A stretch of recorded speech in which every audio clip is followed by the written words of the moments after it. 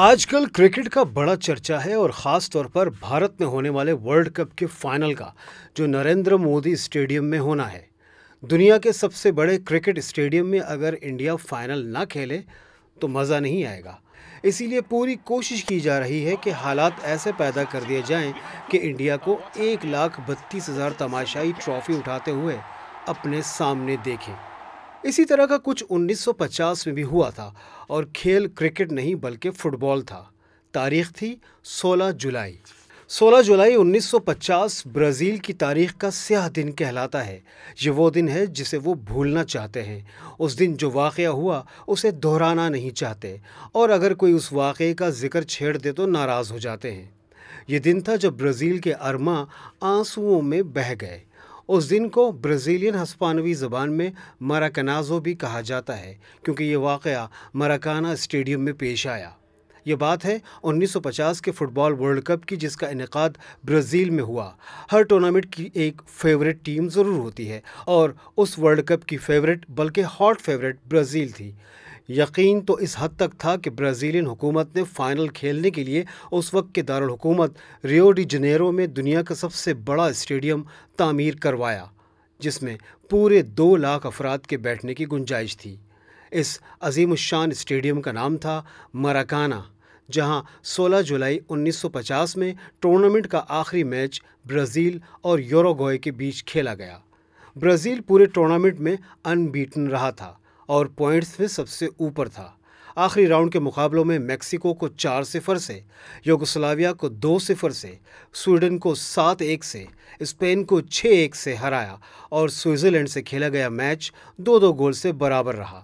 World champion بننے کے لیے برازیل کو فائنل میچ جیتنے کی بھی ضرورت نہ تھی۔ اگر مقابلہ برابر بھی ہو جاتا تو اس ٹورنامنٹ کے رولز کے مطابق پوائنٹس کی بنیاد پر کپ برازیل کا ہی ہوتا۔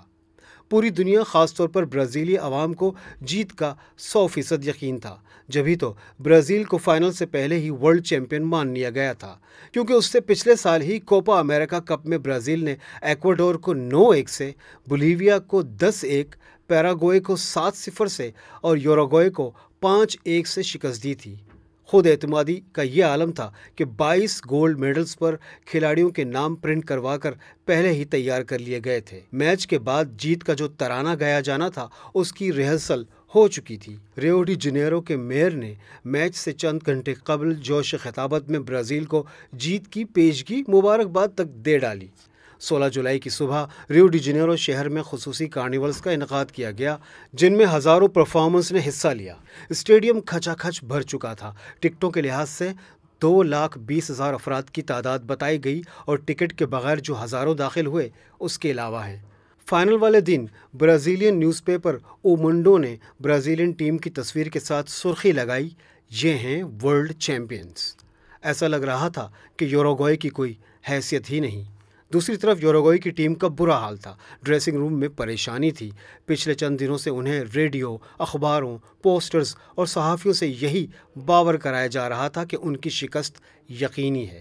تماشائیوں کا پرجوش شور ڈریسنگ روم تک پہنچ رہا تھا۔ ان کی ہمت جواب دیے جا رہی تھی۔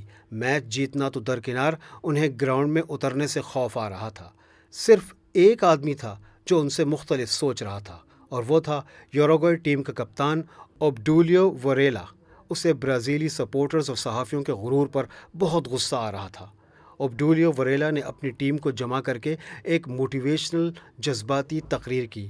ان کا خون گرمایا، اس سپہ سالار کی طرح جس کا مقابلہ 10 گنا بڑی فوج سے تھا۔ یہ یقین دلایا کہ وہ مقابلہ کریں گے، وہ بھی کھیلنے آئے ہیں، ہارنے نہیں۔ پھر اس نے وہ اخبار زمین پر پھیلائے جس پر برازیلین ورلڈ چیمپئن کی ہیڈ لائن چھپی تھی۔ پوری ٹیم سے کہا کہ اس پر باری باری تھوکیں، اور اس کے بعد سب نے ان اخباروں پر پیشاب کیا۔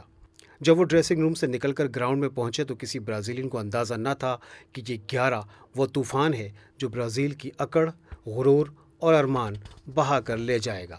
میچ کے پہلے ہاف میں برازیل نے یوروگوئے پر تابڑ توڑ حملے کیے۔ یوروگوئے نے اپنی پوری طاقت ڈیفنس پر لگا دی۔ یوں پہلا ہاف بغیر کسی گول کے برابر رہا۔